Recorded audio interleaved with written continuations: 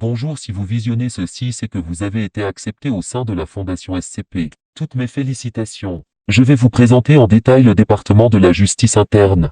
Le département de justice interne constitue l'autorité judiciaire institutionnelle de la Fondation SCP, créée en 1944. Ce département est issu de la fusion de certains services du comité d'éthique et du département de la sécurité interne. Actuellement, le département comprend différentes entités telles que la Haute Cour lieu de réunion Paris, en France. La Cour seconde lieu de réunion Washington, aux États-Unis. La Cour tierce lieu de réunion Stockholm, en Suède. L'équipe d'application des peines. Le secrétariat. Les directeurs et responsables de la sécurité de chaque zone ainsi que les commandants de FIM peuvent à certaines occasions agir en tant que seuls représentants du DJI, mais ne sont pas inclus dans la hiérarchie du département. Le département ne s'occupe pas des infractions disciplinaires mineures ou des fautes d'inattention. Le département de la sécurité interne de la Fondation est chargé de mettre au jour les crimes, de lancer des procédures d'enquête et de procéder aux arrestations. Au terme de ces procédures d'enquête, le DSI envoie les dossiers d'enquête et leurs responsables les enquêteurs procureurs au DJI.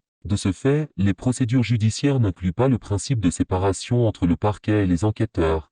Les accusés se défendent eux-mêmes lors des procédures. Selon la gravité des faits reprochés, la procédure judiciaire peut être menée par un seul juge. Par exemple, en cas d'infraction disciplinaire grave, un comité de 3 juges ou dans des cas exceptionnels, 5 juges.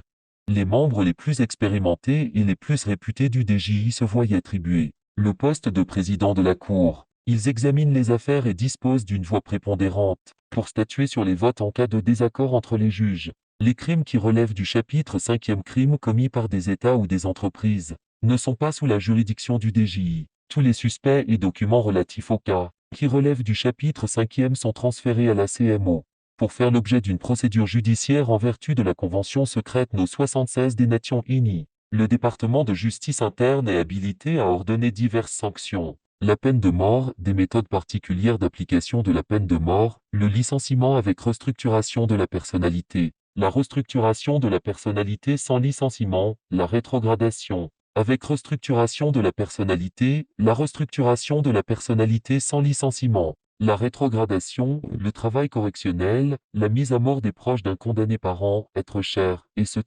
La révision d'un jugement peut être initiée seulement par le DSI ou le Conseil O5 à la lumière de faits nouvellement découverts. Tout jugement prononcé par le DJI peut être révoqué par le Conseil O5. C'est la fin de cette vidéo qui explique qui on est. J'espère qu'elle vous aura plu. Si c'est le cas, likez et abonnez-vous. Sur ce, je tire par révérence et je vous dis au revoir.